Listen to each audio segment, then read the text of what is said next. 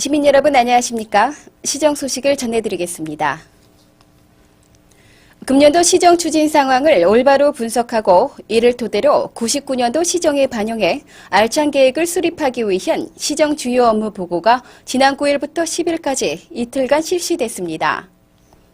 이번 보고에는 시청 4국, 24과 5사업소에 대한 업무 보고가 있었으며 99년도 시정 운영 방향을 변화하는 행정 환경에 대응하는 시스템 구축과 경제 난항을 극복하기 위한 경영행정 시책 개발 및 실업 대책을 완화해 지역 경제를 활성화하는 등 시민의 삶의 질 향상에 중점을 두고 자치 행정을 실현해 나가기로 했습니다.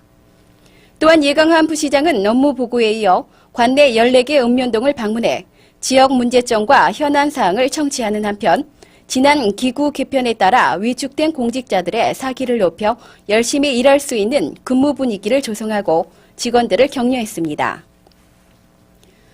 한 해 동안 농부들이 땀 흘려 벼농사를 지어온 대가의 결실을 맺는 추곡수매가 지난 1일부터 오는 30일까지 계속되고 있습니다.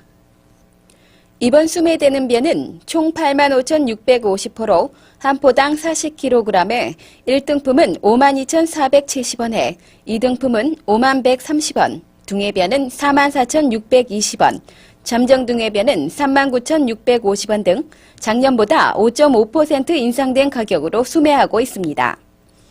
한편 정분 수매와는 별도로 농협에서는 자체 수매를 통해 원산면 소재 미국 종합처리장에서 건조와 저장, 가공, 포장 등의 과정을 거쳐 용인 민속쌀인 백옥쌀로 브랜드화하여 판매하고 있으며 시는 백옥쌀 포장재 지원 사업을 보조해 용인 민속쌀인 백옥의 경쟁력을 키우고 있습니다. 더욱이 소비자들의 선호하고 인지도가 높아가고 있는 백옥쌀은 100% 품질 보장뿐만 아니라 상품의 신뢰성을 높이고 용인의 특산물로 자리 잡아가고 있습니다. 시는 오는 30일까지 나무 가꾸기 기간으로 정하고 지난 6일 양지면 평창리 소재 청소년 수련마을에서 대대적인 나무 가꾸기 행사를 펼쳤습니다. 예강한 부시장을 비롯한 공무원 300여 명이 참여한 가운데 청소년 수련마을 내 산림 1.5헥타르에 대해 비료를 주고 정석권 나무 손질을 하는 등 나무 가꾸기 작업이 계속 이어졌습니다. 그러나 나무를 심고 가꾸는 것도 중요하지만 한순간의 방심으로 산불을 발생시켜 소중한 산림 자원이 모두 훼손될 수 있으므로 특히 가을철 산불 예방에 시민 모두의 노력이 필요한 때입니다. 이를 위해 시는 산림 방화 등의 행위에 대해서 종전보다 처벌 규정을 더욱 강화해 산불 예방에 힘쓰고 있습니다. 볏짚은 풀사료 생산 기반이 미약한 우리나라에서 소사육의 큰 몫을 차지하고 있습니다.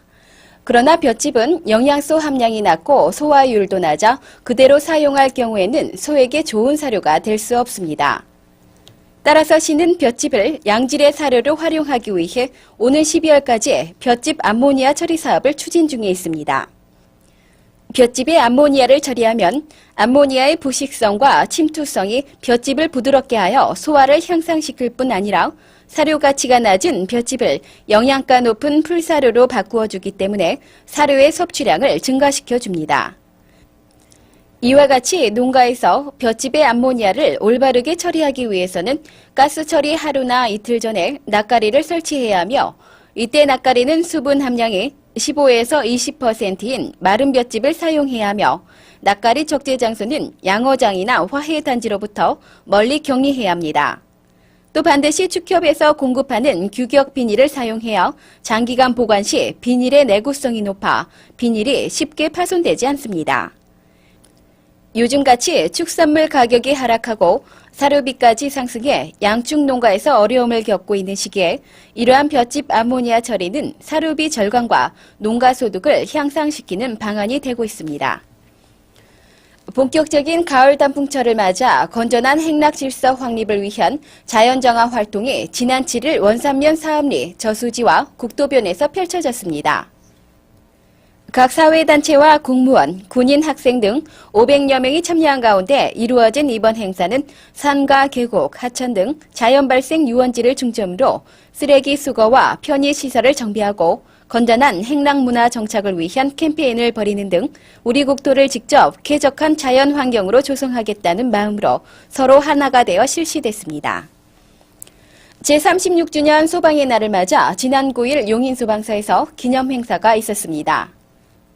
이날 행사에는 소방공무원과 의용소방대, 어린이소방대 등이 참석한 가운데 소방행정 발전에 기여한 지방소방경 박윤웅 씨외 61명의 유공자 표창이 있었습니다.